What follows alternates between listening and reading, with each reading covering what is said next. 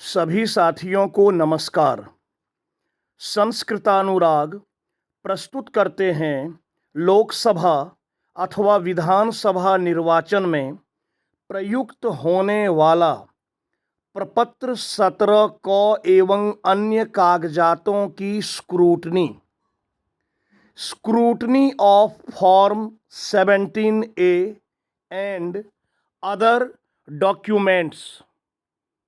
साथियों, मैं यह स्पष्ट कर दूं कि विभिन्न प्रकार के प्रपत्रों में से एक प्रपत्र जो पहला लिफाफा में अर्थात ओपन पैकेट में, खुला लिफाफा में डाला जाएगा, उन्हीं में से एक है scrutiny of form 17A and other documents.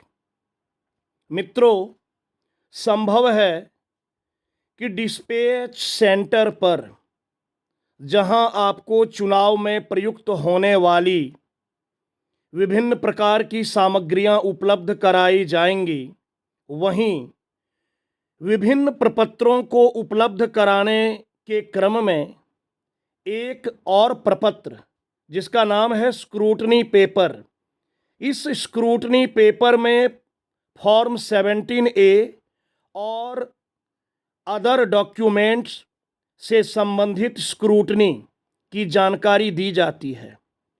यह प्रपत्र उपलब्ध कराया जा सकता है, किंतु यदि यह प्रपत्र आपको उपलब्ध नहीं कराया जाता है, वैसी परिस्थिति में सादा कागज में आपको ये जानकारी लिखकर नीचे पीठासीन पदाधिकारी का हस्ताक्षर कर सादे लिफाफे में इसे डाल देंगे और इस सादा लिफाफा को प्रथम पैकेट अर्थात खुला लिफाफा ओपन पैकेट में डाल देंगे। रिसीविंग सेंटर पर जब आपसे विभिन्न प्रकार के कागजात वहां लिए जाएंगे, कागजातों की मिलान की जाएगी, उसी क्रम में संभव है कि स्क्रूटनी प्रपत्र का भी मिलान किया जाएगा। तो आइए देखते हैं कि स्क्रूटनी पेपर में क्या क्या जानकारियां उपलब्ध कराई जाती हैं। देखिए, सबसे ऊपर में नेम ऑफ पार्लियामेंट्री कॉन्स्टिट्यूएंसी, यहाँ हम गोड्डा को मान के चल रहे हैं, तो मैं यहाँ लिख दिया 03 गोड्डा। जो भी पार्लियामेंट्री कॉन्स्टिट्यूएंसी रहेगा उसकी संख्या एवं नाम लिखेंगे। उसके बाद है नेम ऑफ असेंबली कॉन्स्टिट्यूएंसी, इसमें यहाँ लिखा हूँ 15 देवघर। अब देवघर रहे, सारठ रहे, मधुपुर रहे, मधुपुर रहेगा 13 मधुपुर, सारठ रहेगा तो 14 Sarath. Number of polling station की क्रम संख्या, तो यहाँ उदाहरण के तौर पर मैं दर्शाया हूँ 131। और नेम ऑफ पोलिंग स्टेशन अर्थात बूथ का नाम, तो अपग्रेडेड मिडिल स्कूल बाघमारी मैं लिख दिया हूँ। आप जिस बूथ पर जाएंगे उसकी क्रम संख्या एवं उसका नाम लिखेंगे। अब आइए, टोटल इलेक्टर इन द पीएस का अर्थ है पोलिंग स्टेशन। आपके पोलिंग स्टेशन पर टोटल इलेक्टर कितने हैं, कुल मतदाता कितने हैं। तो मान लीजिए कि आपके बूथ पर कुल मतदाता 1100 हैं, उसमें पुरुष कितने हैं, तो यहाँ देखिए है मेल अर्थात पुरुषों की संख्या में यहाँ 600 दर्शाया हूँ, और फीमेल की संख्या 500। अदर से तात्पर्य है कि यदि कोई थर्ड जेंडर हो तो यहाँ मैं अदर में नील दर्शाया हूँ। टोटल हो गया 1100। आइए दूसरे नंबर पर, number of person who voted in the PS, वैसे मतदाताओं की संख्या जिन्होंने इस पोलिंग स्टेशन अर्थात बूथ पर अपना मतदान किया, तो मतदान करने वाले मतदाताओं की संख्या में से पुरुषों की संख्या मेल 500, फीमेल महिलाएं 350 और अदर में नील, अदर कोई था ही नहीं। टोटल हो गया 850, अर्थात 1100 मतदाताओं में से 850 मतदाताओं ने मतदान किया। तो जितने मतदाता मतदान करेंगे आपको वह संख्या यहाँ दर्शाना है, पुरुषों की संख्या, महिलाओं की संख्या और अदर या थर्ड जेंडर की संख्या। तीसरे कॉलम में देखिए नंबर ऑफ टेंडर्ड वोट्स। यदि टेंडर वोट हुआ तो टेंडर वोट कितना हुआ उसकी संख्या। टेंडर जिसे कहते हैं निविदत्त मत, तो यदि कोई टेंडर वोट हुआ तो उसकी संख्या आपको दर्शाना है। यहां मैं दर्शाया हूं नील, अर्थात मेरे बूथ पर एक भी टेंडर वोट नहीं हुआ। चौथे कॉलम में है number of challenged votes. Challenge vote, यदि एजेंट किसी पर चैलेंज किया और यदि चैलेंज वोट हुआ तो यहां मैं दर्शाया हूं nil. Number of proxy votes by CSVS, तो प्रॉक्सी वोट, यदि प्रॉक्सी वोट हुआ है तो प्रॉक्सी वोट भी नहीं हुआ, नील। उसके बाद है छठे नंबर पर number of electors who exercised their right of vote on the basis of EPIC। कितने मतदाताओं ने ईपिक के आधार पर अपना मतदान किया, मतलब जितने मतदाताओं ने वोट किया, कुल मतदाता जिन्होंने वोट किया उनमें से कितने ऐसे मतदाता थे जिन्होंने आईडी प्रूफ के रूप में ईपिक का प्रयोग किया या ईपिक दिखलाया। यहां मैं एक अनुमानित संख्या लिख दिया हूं 400। जितने भी मतदाता ईपिक लेकर आएंगे, आप 17A जो रजिस्टर होता है P2 के पास रहता है, उसमें लिखते हैं कि किन मतदाता ने कौन सा दस्तावेज प्रस्तुत किया, तो उसकी संख्या को जोड़कर देखिए मैं यहां लिख दिया हूं 400। Number of electors who exercise their right of vote on the basis of photo voter slip provided by the commission, कि कमीशन के द्वारा प्रोवाइड किए गए वोटर स्लिप के आधार पर कितने लोगों ने मतदान किया। यहाँ वैसे मैं नील दर्शा दिया हूँ, आप इसमें जिन मतदाताओं ने वोटर स्लिप के आधार पर मतदान किया उसकी संख्या आप यहाँ दर्शा सकते हैं। Number of electors who exercised their right of vote on the basis of alternative document. Alternative document मतलब ईपिक के अलावा कोई दूसरा दस्तावेज कितने मतदाताओं ने लाया उसकी संख्या यहां मैं लिख दिया हूं 450। सातवें कॉलम में मैंने चर्चा किया कि फोटो वोटर स्लिप जिन मतदाताओं को प्रोवाइड किया गया उसके आधार पर जिन्होंने मतदान किया तो उसकी संख्या आप यहां दर्शा देंगे। वैसे मैं नील दर्शाया हूं। आठवें कॉलम की भी चर्चा हो गई। आइए 9वें पर आते हैं। Number of electors who exercised their right under rule 49O। 49O आप जानते होंगे कि मतदाता ने मतदान करने से इनकार किया। तो कोई यदि मतदाता ऐसे हैं जिन्होंने मतदान करने से इनकार किया उसकी संख्या लिखना है। यहां मैं लिखा हूं नील।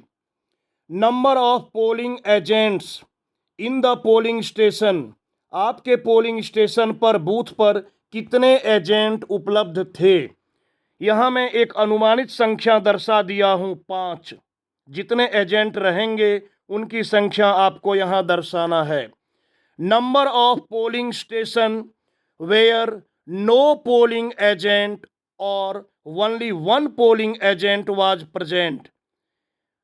पोलिंग स्टेशन पर लिखना है कि पोलिंग स्टेशन पर यदि ऐसा है, number of polling stations where no polling agents और only one polling agent was present.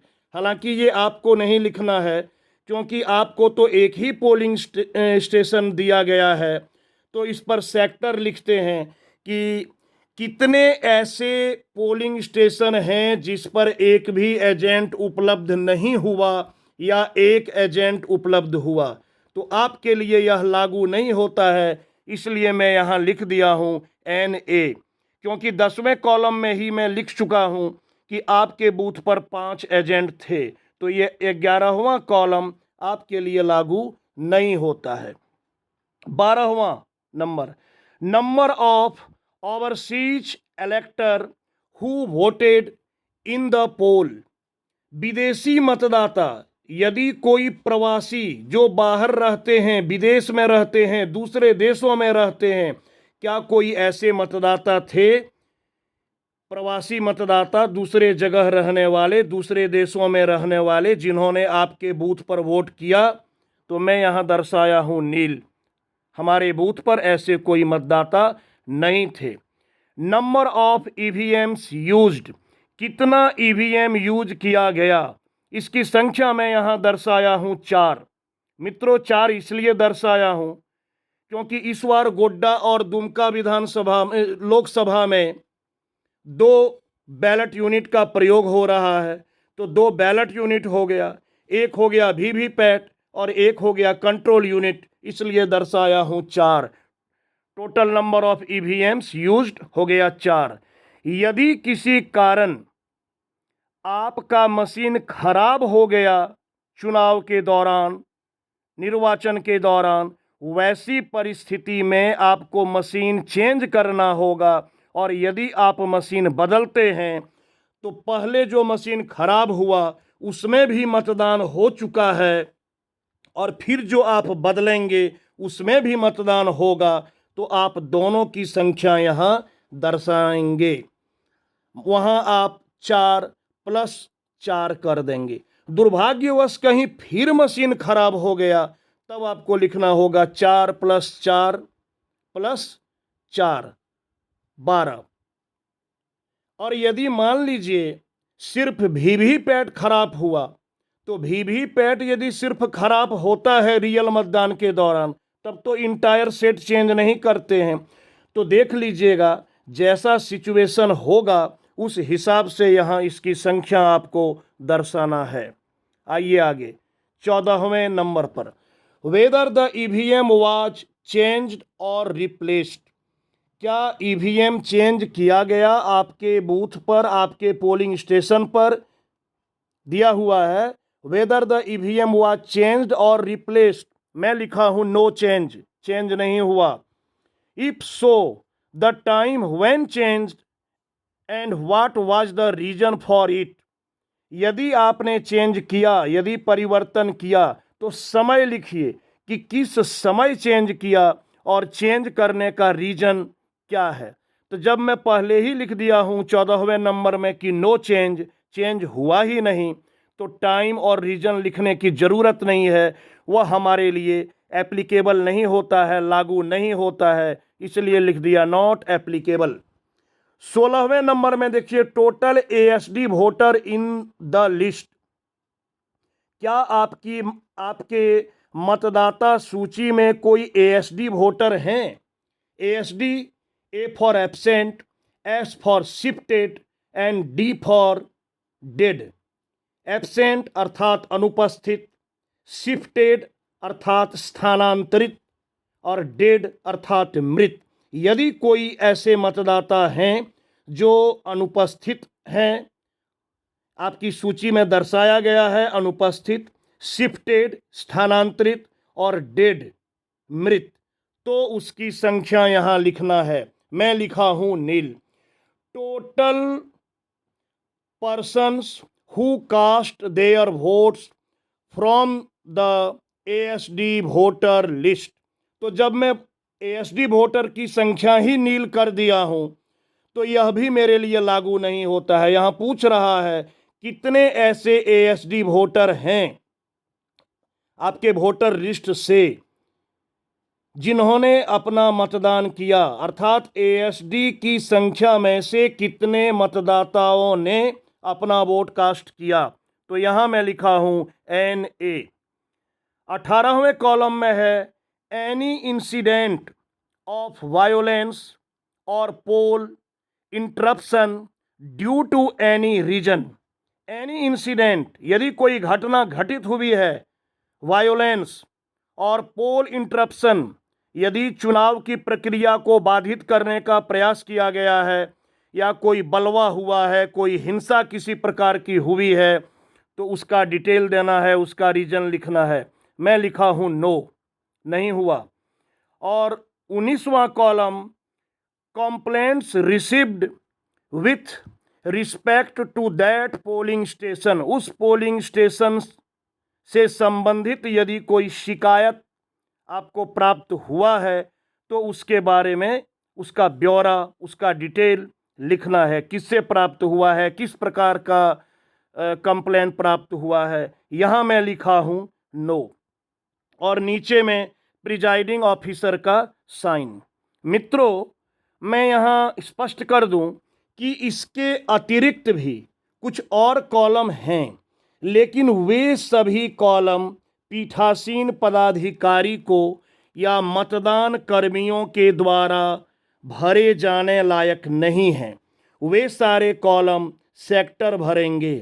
तो इसलिए मैं यहाँ इतने ही कॉलम को, इतने ही संख्या को, 19 पॉइंट को दर्शाया हूँ। और इन 19 बिंदुओं पर आपको कैसे भरना चाहिए प्रपत्र, क्या लिखना चाहिए, उसे मैंने समझाने का प्रयत्न किया। पुनः एक बार आपको याद दिला दूं, यदि आपको डिस्पैच सेंटर पर इससे संबंधित प्रपत्र उपलब्ध कराया जाता है तो बहुत अच्छी बात है। चाहे वह प्रपत्र हिंदी में हो अथवा अंग्रेजी में, आपको कोई परेशानी नहीं होनी चाहिए, क्योंकि मैंने अंग्रेजी में भी पढ़कर आपको उसका अनुवाद हिंदी में करके समझा दिया। तो जिस किसी भी भाषा में, हिंदी चाहे अंग्रेजी में हो, आपको कोई परेशानी नहीं होनी चाहिए। तो यदि प्रपत्र उपलब्ध नहीं कराया जाएगा, आप सादे कागज में इसे लिखकर सादा लिफाफा में, यदि अलग से इसके लिए कोई लिफाफा भी उपलब्ध नहीं कराया जाता है तो सादा लिफाफा में डालकर ऊपर में लिख देंगे स्क्रूटनी पेपर। और इस लिफाफा को आप खुला रखकर प्रथम पैकेट में, अर्थात खुला लिफाफा में डालकर आप वहां कलेक्शन सेंटर पर जमा देंगे। तो मित्रों, सफलतापूर्वक लोकसभा अथवा विधानसभा चुनाव को संपन्न कराने की आप सबों को अग्रिम शुभकामना। बहुत बहुत धन्यवाद।